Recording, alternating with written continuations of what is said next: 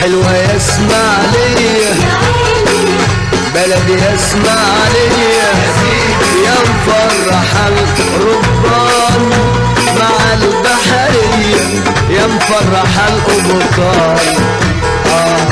يا سلام. كل واحد فيكم ان هو اخذ الوقت وانه اهتم انه يتواجد معانا، فانا سعيد جدا بهذه الدعوه من معالي الوزير من العماره، صديق عزيز عليا جدا، دعاني ان انا اجي الى مدينه بعتز بيها جدا، وانا سعيد ان انا متواجد مع معالي المحافظ، لان انا سعيد بمعرفه حضرتك فعلا في اليومين دول، سعدت جدا بيك وكل النشاط اللي حضرتك بتقوم بيه في المحافظه، بتمنى لك كل التوفيق فعلا.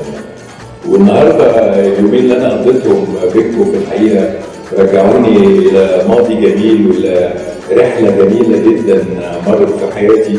انا صورت كتير في الاسماعيليه، وعملت يمكن من اهم الادوار اللي عملتها في حياتي الرصاصه اللي نزلت في جيبي، صورناها على خط بارليف فعلا بعد الانتصار.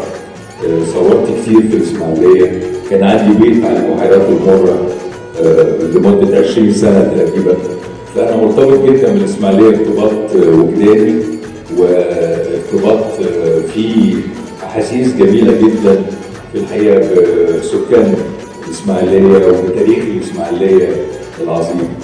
واذا كنا النهارده هنتكلم على مستقبل السينما المصريه، فمفيش حد بيعيش بدون ماضي.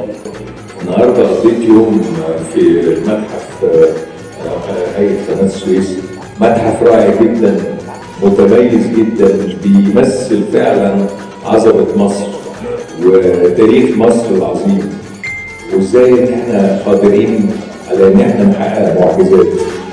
قناة السويس دي في حد ذاتها معجزة. الفكرة التنفيذ كله بايدين المصريين، وبعدين الحفاظ على قناة السويس لغاية النهارده شيء فعلا رائع جدا متميز جدا، تاريخ عظيم. تاريخنا مهم جدا، وتاريخ السينما المصرية بالذات. تاريخ السينما المصرية بدأ مع السينما في العالم. اختراع السينما لما جاء وابتدى يتواجد في أوروبا، كان في صاحب قهوة في اسكندرية اشترى كاميرا واشترى فيلم واشترى آلة عرض، وكان بيعرض في القهوة الناس اللي داخلة بتسلم عليه. ده كان أول فيلم مصري، وده كان متواجد مع اختراع صناعة السينما في أوروبا. الإسماعيلية الفتحية